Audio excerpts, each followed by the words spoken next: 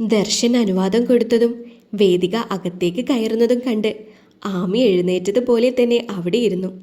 Good morning Darshan. Good morning. 2 ദിവസമായല്ലോ തന്നെ ഇങ്ങോട്ടേക്ക് കണ്ടിട്ട്. നല്ല സുഖമുണ്ടായിരുന്നില്ല. വിരയൻ പറഞ്ഞിരുന്നു. ഇപ്പോൾ എങ്ങനെയുണ്ട് തനിക്ക്? ഇപ്പോൾ കുഴപ്പമില്ല, അതുകൊണ്ടാണ് ഇങ്ങോട്ട് വന്നത്. ഇരിക്കേ. ആമിയെ ഒന്ന് സൂക്ഷിച്ചു നോക്കി വേദിക ചെയറിൽ വന്നിരുന്നു. അഭിരാമി എന്നാ പോയി വർക്ക് ചെയ്തോളൂ, ആമിയോടായി ദർശൻ പറഞ്ഞു. ഞാൻ ആ വികാസ് സാറിൻ്റെ ഡിസൈൻസ് കുറച്ച് ചെയ്തിട്ടുണ്ട്, അതൊന്ന് നോക്കാൻ. എനിക്ക് മെയിൽ ചെയ്തിട്ടേക്ക്, ഞാൻ നോക്കിക്കോളാം. അല്ല, എനിക്ക് അതിൽ കുറച്ച് സംശയമുണ്ടായിരുന്നു. അവൾ തപ്പിത്തടഞ്ഞ് സംസാരിച്ച് അവിടെ തന്നെ ഇരിക്കാൻ ശ്രമിക്കുകയായിരുന്നു. അപ്പോഴാണ് ദർശൻ ഹരിദാസ് പറഞ്ഞ കാര്യങ്ങൾ ഓർമ്മ വന്നത്. ആ വേദിക, വന്നപ്പോൾ തന്നെ പറയണമെന്ന് കരുതിയതാ, വിട്ടുപോയി. ഇന്ന് തന്നെ കാണാൻ ഒരു പ്രത്യേക ഭംഗിയുണ്ട്. ഈ സാരിയുടേതാണോ എന്നറിയില്ല. വേദിക അത് കേട്ടപ്പോൾ അടക്കാൻ വയ്യാത്ത സന്തോഷത്തിലായിരുന്നുവെങ്കിൽ ആമിയുടെ മുഖം ഒരു കൊട്ടയായി അത് കേട്ടപ്പോൾ ദർശൻ അത് കണ്ടു. ചിരിയടക്കി അവൻ നിന്നു. Thank you Darshan. ആമിയൊന്ന് സൂക്ഷിച്ചു നോക്കിക്കൊണ്ട് ദർശനോടായി വേദിക പറഞ്ഞു. അയ്യോ, താങ്ക് യു എന്തിനാ? ഞാനൊരു സത്യമല്ലേ പറഞ്ഞത്. ഇപ്പോൾ മാത്രമല്ല, തന്നെ എപ്പോൾ കണ്ടാലും നല്ല ഭംഗിയാണ് കേട്ടോ. You are really beautiful. അതുകൂടി കേട്ടതോടെ ആമി കയ്യിലിരുന്ന ഫയൽ ശബ്ദത്തോടെ ടേബിളിൽ വെച്ച് ദേഷ്യത്തോടെ എഴുന്നേറ്റ് പോയി. ദർശൻ അത് കണ്ട് നന്നായി ഒന്ന് ചിരിച്ചു. അവൻ്റെ ചിരി കണ്ടപ്പോൾ അവനിനി ആമിയെ കാണിക്കാൻ വേണ്ടിയാണോ അങ്ങനെയൊക്കെ പറഞ്ഞതെന്ന് വേദികയ്ക്ക് സംശയമായി. ആ വേദിക, എനിക്കൊരു സൈഡിലേക്ക് പോകേണ്ടതുണ്ട്. താനൊരു കാര്യം ചെയ്യേ. അന്ന് നോക്കിക്കൊണ്ടിരുന്ന ഫയൽസ് ഇല്ലേ, അത് ആ ഷെൽഫിൽ ഇരിപ്പുണ്ട്. അതൊക്കെ ഒന്ന് എടുത്ത് വായിച്ചു നോക്ക്. ഓക്കെ ദർശൻ. ഉച്ചയ്ക്ക് മുമ്പ് വരില്ലേ? നമുക്ക് ഒന്നിച്ചാവാം ഭക്ഷണം. അത് പറയാൻ പറ്റില്ല. എന്തായാലും ഞാൻ ശ്രമിക്കാം. എന്താടി, ദർശൻ സാർ നിന്നെ വല്ല ചീത്തയും പറഞ്ഞു? ദേഷ്യത്തോടെ വന്ന് ചെയറിലേക്കിരുന്നവളോടായി സ്വാതി ചോദിച്ചു. അതൊന്നുമല്ല, ആ ഭൂതം വന്നിട്ടുണ്ട് അവിടെ. ആര്? നിന്റെ നീയ ചേച്ചിയോ? ആ ഭൂതമല്ല, വേദിക ഭൂതം. അവൾ ഇതുവരെ തിരിച്ചു പോയില്ലേ? എവിടുന്ന് പോകാൻ? അവളെൻ്റെ പുക കണ്ടിട്ടേ പോകൂ. നീ ഇങ്ങനെ ടെൻഷനാവാതെ.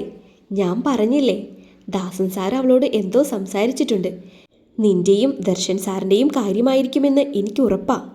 ഇനിയൊരു അകലമിട്ടേ അവൾ ദർശൻ സാറിൻ്റെ അടുത്ത് നിൽക്കൂ. അവൾ അകലമിട്ടാലും ഇല്ലെങ്കിലും ദർശേട്ടൻ ഇപ്പോൾ നല്ല അടുപ്പത്തിലാ അവിടെ അടുത്ത് നിൽക്കുന്നത്. എൻ്റെ മുൻപിൽ വെച്ച് പറയാ അവളെ കാണാൻ നല്ല ഭംഗിയാണെന്ന്. അതൊരു സത്യല്ലേ? ശരിക്കും അവളെ കാണാൻ നല്ല ഭംഗിയല്ലേ? അത് പറഞ്ഞ സ്വാതിയെ ആമയൊന്ന് കൂർപ്പിച്ചു നോക്കി. നിന്റെ അത്രയുമില്ല, എന്നാലും കുഴപ്പമില്ലല്ലോ. സ്വാതി തിരുത്തി പറയുന്നത് കേട്ട് ശ്രുതി ചിരിച്ചു. എൻ്റെ ആമിക്കൊച്ചേ, നിന്നെ ദേഷ്യം പിടിപ്പിക്കാൻ വേണ്ടിയിട്ടാവും ദർശൻ സാർ അങ്ങനെയൊക്കെ പറഞ്ഞത്. അല്ലെങ്കിൽ പിന്നെ നിന്റെ മുന്നിൽ വെച്ച് അങ്ങനെ പറയേണ്ട ആവശ്യമില്ലല്ലോ. നീ പോയി കഴിഞ്ഞിട്ട് പറഞ്ഞാൽ പോരെ? അങ്ങനെയാവും അല്ലേ? അങ്ങനെ ആയാൽ മതിയായിരുന്നു. കുറച്ചു നേരം കൂടി പരസ്പരം സംസാരിച്ച് കളിയാക്കിയും വഴക്കിട്ടും അവർ അവരുടെ വർക്കുകളിലേക്ക് തിരിഞ്ഞു. ഉച്ചയ്ക്ക് മുൻപായി എത്താൻ ശ്രമിക്കാമെന്നൊക്കെ ദർശൻ പറഞ്ഞിരുന്നുവെങ്കിലും നിഖിലില്ലാത്തത് കൊണ്ട് എല്ലാ സൈറ്റുകളിലേക്കും അവന് പോകേണ്ടി വന്നു. അതുകൊണ്ട് അവന് തിരിച്ച് ഓഫീസിലേക്ക് എത്തുവാൻ സാധിച്ചില്ല. ഉച്ച കഴിഞ്ഞാണ് നിഖിലും കാർത്തികയും തിരിച്ചു വന്നത്. മാത്യുവിനെ കണ്ട് ജോയിൻ ലെറ്റർ കൊടുത്ത് അവൾ ജോലിക്ക് പ്രവേശിച്ചു. കാര്യങ്ങളൊക്കെ ആമി പറഞ്ഞിരുന്നതിനാൽ വൈകി എത്തിയതിനെ കുറിച്ചൊന്നും മാത്യു ചോദിച്ചില്ല. എങ്കിലും അവളുടെ മുഖത്ത് എന്തോ ഒരു സങ്കടമുള്ളതുപോലെ അയാൾക്ക് തോന്നിയിരുന്നു. ശ്രുതിയും സ്വാതിയും ആമിയും ഇരിക്കുന്ന ക്യാബിനിലേക്ക് കാർത്തിക വന്നിരുന്നു. അധികമൊന്നും അവരോട് സംസാരിക്കാതെ കൊടുത്ത വർക്കിലേക്ക് തന്നെ അവൾ നോക്കിയിരുന്നു. നിഖിലിൻ്റെ വല്യമ്മച്ചി കാര്യമെല്ലാം അവളോട് പറഞ്ഞിട്ടുണ്ടാകുമോ എന്ന് പരസ്പരം അവർ മെസ്സേജ് അയച്ച് ചോദിച്ചു. ഒടുവിൽ വൈകുന്നേരം അതിനെപ്പറ്റി അവളോട് സംസാരിക്കാമെന്ന് ആമി ബാക്കി 2 പേരോടുമായി പറഞ്ഞു. ഷേ, വല്യമ്മച്ചിയുടെ അടുത്തേക്ക് ഇപ്പോൾ തന്നെ അവളെ കൂട്ടിക്കൊണ്ടു പോവേണ്ടായിരുന്നു എന്ന് തോന്നുന്നു ഇപ്പോൾ. ഉച്ചയ്ക്ക് ശേഷം ദർശനുള്ള സൈറ്റിലേക്ക് നിഖിൽ പോയി. അവിടെ വെച്ച് അവൻ ദർശനോട് സംസാരിക്കുകയായിരുന്നു. എന്താടാ, എന്തു പറ്റി? എടാ, വല്യമ്മച്ചി അവളോട് എല്ലാം തുറന്നു പറഞ്ഞു. ഞാൻ അവളെ സ്നേഹിച്ചിരുന്നതും ഇഷ്ടം തുറന്നു പറയാൻ പോയപ്പോൾ അവളുടെ വിവാഹത്തെക്കുറിച്ച് ഞാൻ അറിഞ്ഞതും എല്ലാം അവൾ അറിഞ്ഞു. കേട്ടപ്പോൾ മുതൽ ആകെ ഞെട്ടലിലായിരുന്നു ആള്. തിരിച്ചു വരുന്ന സമയത്ത് അവൾ എന്നോടൊരു വാക്കുപോലും മിണ്ടിയില്ല. ഓ, അതായിരുന്നോ കാര്യം? നീ എന്താ ഇത്ര നിസ്സാരമായി പറയുന്നത്? എല്ലാം തീർന്നില്ലേ? എന്ത് തീർന്നെന്നാ? വല്യമ്മച്ചി അവളോട് എല്ലാം തുറന്നു പറയുമെന്ന് അറിഞ്ഞിട്ട് തന്നെയാണ് ആമി നിങ്ങൾ രണ്ടുപേരെയും ഒന്നിച്ചു വിട്ടത് എന്ന് നിന്നോട് അവൾ പറഞ്ഞോ? ആ, രാവിലെ അവളെല്ലാം പറഞ്ഞിരുന്നു എൻ്റെ അടുത്ത്. ശേ, എന്നാൽ അവൾക്ക് ഒരു വാക്ക് എന്നോട് പറയാമായിരുന്നില്ലേ? കൂട്ടിക്കൊണ്ട് പോകില്ലായിരുന്നല്ലോ ഞാൻ കാർത്തികയെ. എടാ, അവൾ എന്തോ മനസ്സിൽ കണ്ടിട്ടുണ്ട്. അതുകൊണ്ട് തന്നെയാണ് നിങ്ങൾ രണ്ടുപേരെയും വല്യമ്മച്ചിയുടെ അടുത്തേക്ക് വിട്ടത്. നീ അവൾക്ക് വിട്ടുകൊടുക്കുക കാര്യങ്ങൾ. അവളെല്ലാം ശരിയാക്കി തരും നിനക്ക് വിശ്വാസമല്ലേ അവളെ? അവളെ എനിക്ക് വിശ്വാസക്കുറവൊന്നുമില്ല. പക്ഷേ കാർത്തിക, അയാൾ എന്നോട് മിണ്ടുന്നു പോലുമില്ല. പിന്നെ എടാ, അതെല്ലാം ഒന്ന് കേട്ടതിൻ്റെ ഒരു ഷോക്ക് കൊണ്ടാണ്. ഇനി ആമി അവളോട് സംസാരിക്കും. അത് കഴിഞ്ഞിട്ട് എന്താവുമെന്ന് നമുക്ക് നോക്കാം. അതുവരെ നീയൊന്ന് ക്ഷമിക്കേ. എന്നാലും ആകെ ഒരു ടെൻഷനായെന്നേ. വാ, നമുക്കൊരു കോഫി കുടിക്കാം. അപ്പോൾ ടെൻഷനൊക്കെ ഒന്ന് പോകും. ചേച്ചി, വല്യമ്മച്ചിയുടെ അവിടെ പോയ വിശേഷങ്ങളൊന്നും പറഞ്ഞില്ലല്ലോ ചേച്ചി.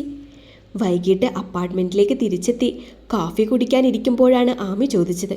അവർക്കൊപ്പം ഒന്നിച്ചിരിപ്പുണ്ടെങ്കിലും കാർത്തിക ഒന്നിലും ശ്രദ്ധിക്കുന്നുണ്ടായിരുന്നില്ല. ഏതോ ഒരു ലോകത്ത് എന്തോ ആലോചിച്ചിരിക്കുകയായിരുന്നു അവള്. വല്യമ്മച്ചിയെ കണ്ടു. അധികം പുറത്തൊന്നും ഇറങ്ങാത്തതിൻ്റെ ചെറിയ അസ്വസ്ഥതയൊക്കെ ഉണ്ട് ആൾക്ക്. വേറെ കുഴപ്പമൊന്നുമില്ല. പിന്നെ ഒരു ദിവസം വരാമെന്ന് പറഞ്ഞ് ഞങ്ങൾ ഇറങ്ങി. എങ്ങനെയൊക്കെയോ കാർത്തിക പറഞ്ഞൊപ്പിച്ചു. വല്യമ്മച്ചി എന്ത് പറഞ്ഞു ചേച്ചിയുടെ അടുത്ത്? സുഖല്ലേന്ന് ചോദിച്ചു. ഇത്രയും നാളായിട്ട് ഒന്ന് വിളിക്കുക കൂടി ചെയ്യാത്തതിൽ വിഷമമുണ്ടെന്ന് പറഞ്ഞു. അച്ഛൻ്റെ വിവരങ്ങളൊക്കെ അറിഞ്ഞപ്പോൾ സങ്കടമായി വല്യമ്മച്ചിക്ക്. പ്രാർത്ഥിക്കാമെന്ന് പറഞ്ഞു. വേറെ ഒന്നും പറഞ്ഞില്ലേ? വേറെ എന്ത് പറയാൻ? നിഖിലേട്ടനെ കുറിച്ച് ഒന്നും പറഞ്ഞില്ല? കാർത്തികയൊന്ന് ഞെട്ടി. അങ്ങനെയൊരു ചോദ്യം അവൾ തീരെ പ്രതീക്ഷിച്ചില്ല. വല്യമ്മച്ചി പറഞ്ഞ കാര്യങ്ങൾ ആരും അറിയേണ്ട എന്ന് തന്നെയാണ് അവൾ കരുതിയിരുന്നത്. ഞങ്ങൾക്കെല്ലാം അറിയാം ചേച്ചി. നിഖിലേട്ടന് ചേച്ചിയോടുണ്ടായിരുന്ന ഇഷ്ടത്തെക്കുറിച്ചൊക്കെ അറിയാം. കാർത്തിക ഞെട്ടലോടെ ആമിയെ നോക്കി. തുടർന്ന് വല്യമ്മച്ചി പറഞ്ഞ അതേ കാര്യങ്ങൾ തന്നെ കുറച്ചുകൂടി വിശദീകരിച്ച് ആമി അവൾക്ക് പറഞ്ഞു കൊടുത്തു. എല്ലാം കേട്ട് കഴിഞ്ഞപ്പോൾ നിർത്താതെ കരയുകയായിരുന്നു കാർത്തിക. ചേച്ചി എന്തിനാ ഇങ്ങനെ കരയുന്നത്? ചേച്ചിക്ക് ഇതൊന്നും അറിയില്ലായിരുന്നല്ലോ. അവളുടെ കണ്ണു തുടച്ചു കൊടുത്തുകൊണ്ട് ആമി ചോദിച്ചു. എന്നാലും ഞാൻ പോലും അറിയാതെ എന്നെ ഇത്രയും സ്നേഹിച്ചിട്ട് ഒടുവിൽ ഞാൻ കാരണം ഒരുപാട് വിഷമിച്ചില്ലേ നിഖിലേട്ടൻ? അതൊക്കെ പോട്ടെ, അതെല്ലാം കഴിഞ്ഞ കാര്യങ്ങളല്ലേ. നമുക്ക് ഭാവിയെക്കുറിച്ച് ചിന്തിക്കാം. കുറച്ച് കഴിഞ്ഞ് കോഫി മഗ് ടേബിളിൽ വെച്ചിട്ട് കാർത്തികയ്ക്കടുത്തായി വന്നിരുന്നു കൊണ്ട് സ്വാതി പറഞ്ഞു. എന്തോ തീരുമാനിച്ചുറപ്പിച്ചെന്ന പോലെ കാർത്തിക കണ്ണുകൾ അമർത്തി തുടച്ച് ആമിയെ നോക്കി. നീ നിഖിലേട്ടനുമായി നല്ല പരിചയത്തിലല്ലേ? അതെ. എന്താ ചേച്ചി? നീ ഏട്ടനെ പറഞ്ഞ് മനസ്സിലാക്കണം. എന്നെ മറന്ന് നല്ലൊരു ജീവിതം തിരഞ്ഞെടുക്കാൻ, ഒരു പെൺകുട്ടിയെ കണ്ടുപിടിച്ച് വിവാഹം കഴിക്കാൻ നീ പറയണം. അത് പിന്നെ ഞാൻ പറയാതിരിക്കോ? വേഗം തന്നെ ഒരു വിവാഹം കഴിക്കാൻ ഞാൻ പറയും. പക്ഷേ വധുവിൻ്റെ സ്ഥാനത്ത് എൻ്റെ ചേച്ചിക്കുട്ടിയായിരിക്കും, അത്രമാത്രം. ഞാൻ പറയുന്നതൊന്നും മനസ്സിലാക്കാമേ. വല്യമ്മച്ചി ഇപ്പോൾ കണ്ടപ്പോൾ കൂടി പറഞ്ഞതാ അവരുടെ ഏറ്റവും വലിയ ആഗ്രഹം നിഖിലേട്ടൻ്റെ വിവാഹമാണെന്ന്. ചുമ്മാ എന്നെപ്പോലൊരു പെൺകുട്ടിക്ക് വേണ്ടി സ്വന്തം ജീവിതം എന്തിനാണ് ഏട്ടൻ നശിപ്പിക്കുന്നത്? നിനക്കറിയാലോ, എൻ്റെ വിവാഹം നടക്കണമെന്നുള്ളത് അച്ഛൻ്റെ ഒരു വലിയ ആഗ്രഹമായിരുന്നു. ആ ആഗ്രഹം സാധിക്കാതെയാണ് അച്ഛൻ പോയത്. ഇന്നും അതൊരു വലിയ സങ്കടമായി എൻ്റെ മനസ്സിൽ തന്നെ കിടപ്പുണ്ട്.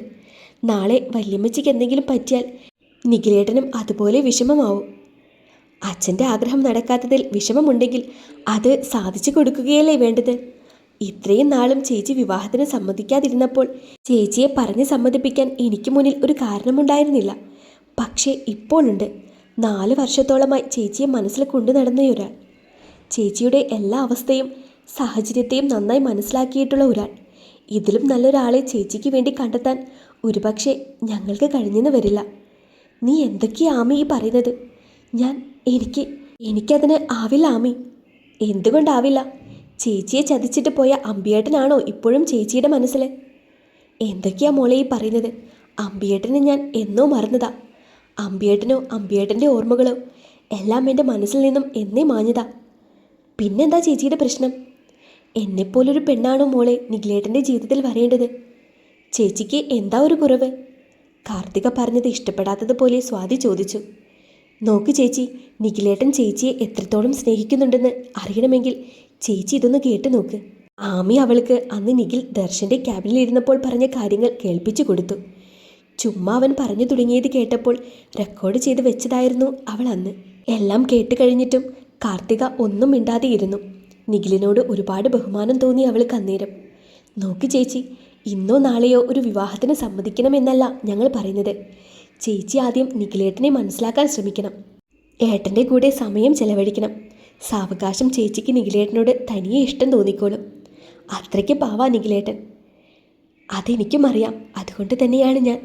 വേണ്ട, ഇനി അതിനെപ്പറ്റി ഒന്നും പറയണ്ട. ചേച്ചി മനസ്സിനെ ഒന്ന് സ്വസ്ഥമായിട്ട് വിട്. ആവശ്യമില്ലാത്തതൊന്നും ചിന്തിച്ചു കൂട്ടണ്ട. ഇഷ്ടമൊക്കെ നമുക്ക് പിന്നെ ഉണ്ടാക്കിയെടുക്കാം. അതെ, ഇപ്പോൾ ചേച്ചിക്കുട്ടി ഒന്ന് ചിരിച്ചേ. സ്വാതി പറയുന്നത് കേട്ട് കാർത്തിക ഒന്ന് ചിരിച്ചു. ഒന്നും മൂളിയതല്ലാതെ കാർത്തിക വേറൊന്നും പറഞ്ഞില്ല. എന്നാലും രാത്രി മുഴുവൻ അവൾ ആലോചനയിൽ തന്നെയായിരുന്നു. ഒടുവിൽ അവളൊരു തീരുമാനത്തിലെത്തി. അമ്മച്ചി മോളോട് കാര്യങ്ങളെല്ലാം തുറന്നു പറഞ്ഞല്ലേ? തലേദിവസം ചെയ്ത അക്കൗണ്ട്സിലെ കാര്യങ്ങൾ മാത്യുവിനെ ചെക്ക് ചെയ്യാൻ കൊണ്ടുവന്നതായിരുന്നു കാർത്തിക. അപ്പോഴാണ് മാത്യു അവളോട് തലേദിവസത്തെ കാര്യത്തെക്കുറിച്ച് അന്വേഷിച്ചത്. അത് വിശേഷങ്ങൾ പറഞ്ഞ കൂട്ടത്തിൽ വല്യമ്മച്ചി ആ കാര്യങ്ങൾ കൂടി എന്നോട് പറഞ്ഞു. എന്നിട്ട് മോളെന്ത് തീരുമാനിച്ചു? അവൾ ഒന്നും മിണ്ടാതെ തലകുമ്പിട്ടിരുന്നു. ആലോചിച്ചു മാത്രമേ ഒരു തീരുമാനമെടുക്കാവൂ. ആർക്കു വേണ്ടിയും ആരോടുമുള്ള കടപ്പാടോർത്തും ഇഷ്ടമില്ലാത്ത തീരുമാനമൊന്നും മോൾ എടുക്കണ്ട. ഇത് മോളുടെ ജീവിതമാണ്. അത് മോള് തന്നെയായിരിക്കും ജീവിച്ച് തീർക്കേണ്ടത്. അതൊക്കെ ഓർക്കണം, മനസ്സിലായല്ലോ? പിന്നെ എത്ര കാത്തിരിക്കാനും നിഖിൽ തയ്യാറായിരിക്കും. അത്രയ്ക്കിഷ്ടമാണ് അവനക്ക് മോളെ. തീരുമാനമെടുക്കുമ്പോൾ ഒരു കാര്യം മനസ്സിൽ വെച്ചേക്കണം. എനിക്കോ നിഖിലിൻ്റെ അമ്മയ്ക്കോ ഈ കാര്യത്തിൽ യാതൊരുവിധ എതിർപ്പുമില്ല. ഞങ്ങളും കാത്തിരിക്കുകയാണ് മോള് ഞങ്ങളുടെ മകളായി വരുന്ന ദിവസത്തിനായി. സാർ, ഞാൻ പറയാൻ വന്ന കാര്യം പറയാനാവാതെ നിറഞ്ഞ കണ്ണുകളോടെ അവൾ മാത്യുവിനെ നോക്കി നിന്നു. സാരല്ല അപ്പച്ചൻ, മോളെന്നെ അങ്ങനെ വിളിച്ചാൽ മതി. പിന്നെ സന്തോഷം കൊണ്ടാണെങ്കിൽ പോലും മോളുടെ കണ്ണുകൾ നിറയുന്നത് കാണാൻ അപ്പച്ചൻ ആഗ്രഹിക്കുന്നില്ല. സന്തോഷത്തോടെ കാർത്തിക കണ്ണുകൾ തുടച്ചു. സാർ, അല്ല സോറി അപ്പച്ച, എനിക്ക് വിവാഹത്തിന് സമ്മതാണ്. മാത്യു ഒന്ന് ചിരിച്ചു. അപ്പച്ചൻ പറഞ്ഞില്ലേ തിടുക്കപ്പെട്ട് ഒരു തീരുമാനം എടുക്കേണ്ട എന്ന്. ഇപ്പോൾ ആലോചിച്ച് തീരുമാനിച്ചതൊന്നുമല്ല. ഇന്നലെ രാത്രി മുഴുവൻ ഞാൻ ആലോചിച്ചു ഇതിനെക്കുറിച്ച്. നോ പറയാൻ എൻ്റെ കയ്യിൽ കാരണങ്ങളൊന്നുമില്ല. എന്നാൽ സമ്മതം പറയാൻ ഒരുപാട് കാരണങ്ങളുണ്ട്. പക്ഷേ എനിക്ക് കുറച്ച് സമയം തരണം എല്ലാത്തിനോടും ഒന്ന് പൊരുത്തപ്പെടാൻ. മാത്യു എഴുന്നേറ്റ് വന്ന അവളുടെ നെറുകയിലൊന്ന് തലോടി. മോൾക്ക് നല്ലതേ വരൂ. ഇപ്പോൾ എടുത്ത ഈ തീരുമാനത്തിൻ്റെ പേരിൽ മോൾക്ക് ഒരിക്കലും ദുഃഖിക്കേണ്ടി വരില്ല. ഇത് അപ്പച്ചൻ തരുന്ന വാക്കാണ്. പിന്നെ മോളാണെന്ന് കരുതി ഓഫീസ് കാര്യത്തിൽ ഞാൻ ഒരു വിട്ടുവീഴ്ചയ്ക്കും നിൽക്കില്ല. ഞാൻ ആ കാര്യത്തിൽ കർക്കശനാണ്. നിഖിലിനോട് ചോദിച്ചാൽ അറിയാം. കാർത്തിക ചിരിച്ചു. അങ്ങനെ ആ കാര്യത്തിലും ഒരു തീരുമാനമായി. എന്നാലും ഞങ്ങളോടൊരു വാക്കുപോലും പറയാതെ മാത്യു സാറിനോട് ചേച്ചി നേരിട്ട് പോയി പറഞ്ഞല്ലോ കാര്യം. അതിൽ ഞങ്ങൾക്ക് പിണക്കമുണ്ട് അല്ലേ ആമി? കാർത്തിക സമ്മതം പറഞ്ഞ് വിവരമറിഞ്ഞതിനെക്കുറിച്ച് സംസാരിക്കുകയായിരുന്നു ശ്രുതിയും സ്വാതിയും ആമിയുമെല്ലാം. വിവരമറിഞ്ഞപ്പോൾ തന്നെ നിഖിലും ഓടി വന്നു. വെപ്രാളത്തോടെ കിതച്ച് ഓടിവരുന്ന നിഖിലിനെ കണ്ടതും പെൺകുട്ടികൾ 3 പേരും അവിടെ നിന്ന് ഇറങ്ങിക്കൊടുത്തു. ഞാൻ കേട്ടതെല്ലാം സത്യാണോടോ? എൻ്റെ മനസ്സിൽ തോന്നിയ കാര്യം അത് അപ്പച്ചനോട് തുറന്നു പറയണമെന്ന് എനിക്ക് തോന്നി. പക്ഷേ അപ്പച്ചനോട് പറഞ്ഞതുപോലെ എനിക്ക് കുറച്ച് സമയം തരണം, എല്ലാത്തിനോടും ഒന്ന് പൊരുത്തപ്പെടാൻ. ഈ ജന്മം മുഴുവൻ വേണമെങ്കിൽ എടുത്തു, ഞാൻ കാത്തിരുന്നോളാം. പക്ഷേ എൻ്റെ മാത്രം സ്വന്തമായിരിക്കണം. ആ ഒരു ആഗ്രഹമേ ഉള്ളൂ എനിക്ക്. തുറന്നു പറഞ്ഞില്ലെങ്കിലും കാർത്തികയുടെ മനസ്സിലും നിഖിലിനോട് പ്രണയം തോന്നി തുടങ്ങിയിരുന്നു ആ നിമിഷം. ദർശനൊപ്പം ഇരുന്ന് റിപ്പോർട്ട്സ് എല്ലാം വായിക്കുകയായിരുന്നു വേദിക. നിഖിലിൻ്റെ കാര്യത്തിൽ കാർത്തിക അനുകൂലമായതോടുകൂടി ദർശൻ നല്ല സന്തോഷത്തിലാണ്. ആ വിശേഷങ്ങളൊക്കെ വേദികയുമായി അവൻ പങ്കുവച്ചിരുന്നു. പക്ഷേ വേദികയുടെ മനസ്സിൽ അന്നേരം അവിടെ അമ്മ പറഞ്ഞ കാര്യങ്ങളായിരുന്നു. നോക്കുമോളെ, ദർശൻ്റെ മനസ്സിലേക്ക് നിനക്ക് കയറാൻ ഏറ്റവും എളുപ്പം അവൻ്റെ അമ്മയിലൂടെ ആയിരിക്കും. ദർശൻ്റെ അച്ഛൻ പറഞ്ഞതിൽ നിന്നും രാധികയ്ക്ക് ആമിയുമായുള്ള ബന്ധത്തിൽ ഒരു താല്പര്യമില്ല. നീ അവരെ പോയി കാണണം. അവരുടെ മനസ്സിൽ ദർശന് നിന്നോളം ചേരുന്ന വേറൊരു പെൺകുട്ടിയില്ലെന്ന് തോന്നിക്കണം. അപ്പോൾ അവർ തന്നെ ദർശനോട് പറയും നിങ്ങളുടെ വിവാഹത്തെക്കുറിച്ച്. പിന്നെ കാര്യങ്ങളെല്ലാം എളുപ്പമാവും. ഈ വാചകങ്ങൾ പിന്നെയും പിന്നെയും അവൾ മനസ്സിലിട്ടു പറഞ്ഞു നോക്കി. ഒടുവിൽ അവളും തീരുമാനിച്ചു രാധിക ആൻറ്റിയെ പോയി കാണാൻ. അതിനായി അവൾ വഴികൾ ആലോചിച്ചു. ഇതേ സമയം ആമിയും ആലോചിക്കുകയായിരുന്നു. ദേവിയെയും വിച്ചുവിനെയും ഒരിക്കൽ കൂടി കണ്ടുമുട്ടിക്കാനുള്ള അവസരങ്ങൾക്കായി.